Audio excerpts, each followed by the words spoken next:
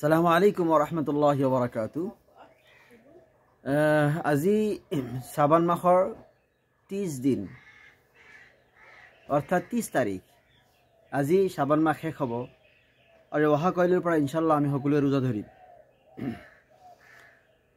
শাবান মাহৰ শেষৰ পিনে অৰ্থাৎ 30 তাৰিখে ৰাসূলুল্লাহ সাল্লাল্লাহু আলাইহি ওয়া আলিহি ওয়াসাল্লামে নিজৰ সাহাবাসকলক এটা লেকচাৰ দিছিল, ৰমজান সম্পৰ্কে এটা লেকচাৰ দিছিল। আৰু সেই লেকচাৰটো মই আপোনালোকৰ সন্মুখত দাঙি ধৰিবলৈ প্ৰয়াস কৰিম আৰু তাৰ অনুবাদ কৰিবলৈ প্ৰয়াস কৰিম ইনশাআল্লাহ তাবাৰাক ওয়া তাআলা। এইটো যেটো হাদিস সুলাইমান ফাৰ্সি ৰাদিয়াল্লাহু তাআলা পৰা বৰ্ণিত। তেখেতে কৈছে খাতাবানা ৰাসূলুল্লাহ সাল্লাল্লাহু আলাইহি সাল্লাম ফি আখিৰ ইয়ামি মিন শাবান।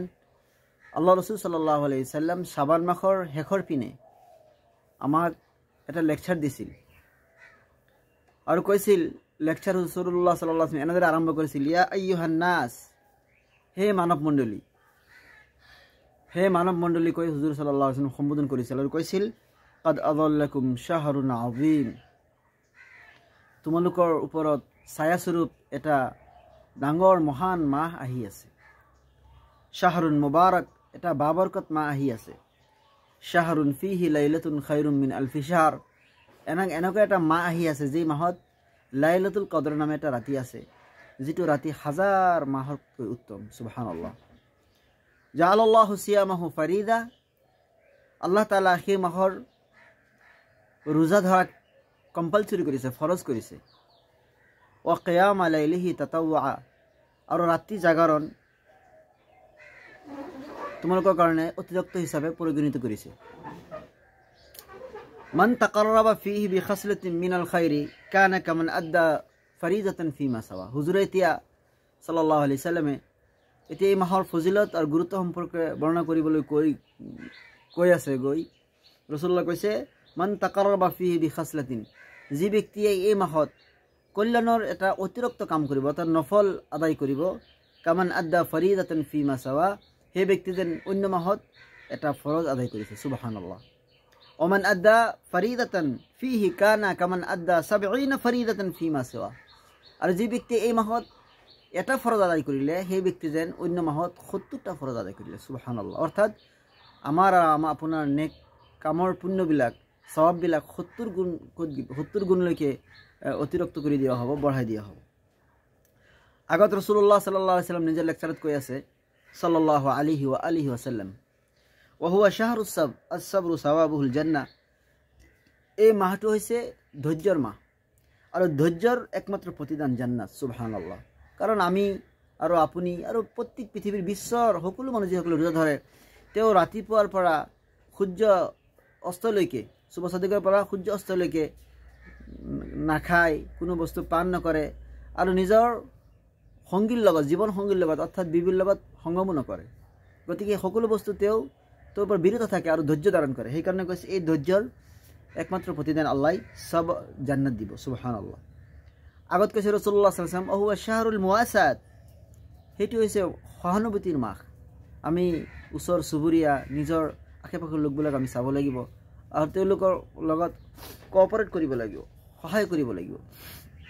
শাহৰুন ইজাদু ফিহি ৰিজকুল মুমিন, আৰু এইটো এনেকুৱা মাহ যি মাহত মুমিনৰ ৰিজিক, খুৰাক বঢ়াই দিয়া হয়। নিশ্চয় আপুনি জানেই, আমি যিমান ইনটেক কৰোঁ, যিমান এইটো মাহত যিমান প্ৰটিন, কেলছিয়াম, এইবিলাক যিমান অন্য মাহত এইটো নহয়। গতিকে হুজুৰে কৈছে সাল্লাল্লাহু আলাইহি সাল্লাম যে এই মাহত মুমিনৰ ৰিজিক বঢ়াই দিয়া হয়।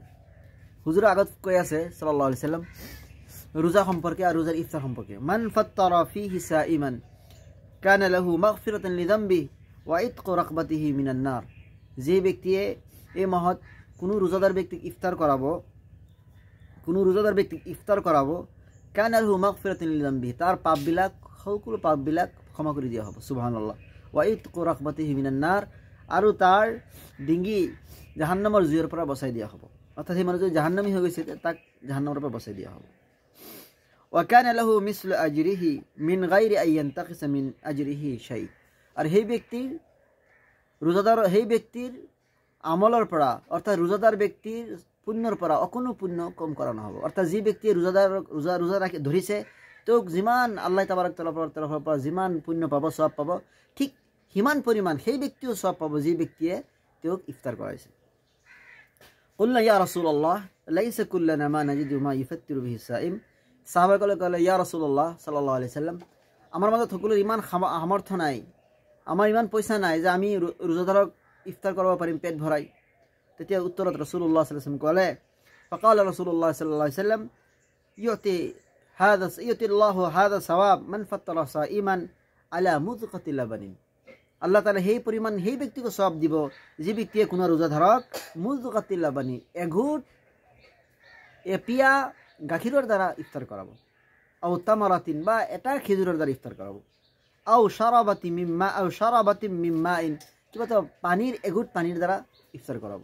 আল্লাহ তাআলা তাকো হিমান সওয়াব দান কৰিব। সুবহানাল্লাহ।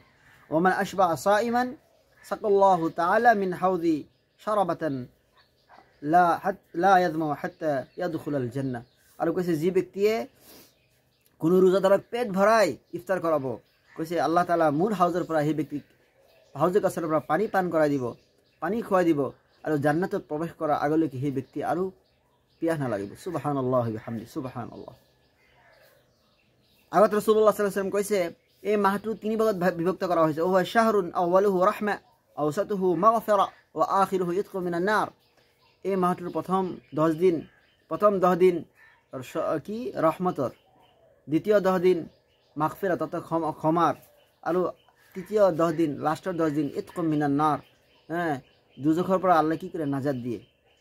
মান খাফফাফা আন মামলুকিহি ফিহি গফাৰাল্লাহু লাহু ওয়া আতাকাহু মিনান নাৰ। আৰু যি ব্যক্তিয়ে নিজৰ অধীনস্থ যিবিলাক কৰ্ম কৰি আছে, কৰ্ম কৰা মানুহবিলাকক মানে তেওঁলোকৰ ডিউটি হালকা কৰি দিব, কম কৰি দিব, দয়া কৰিব।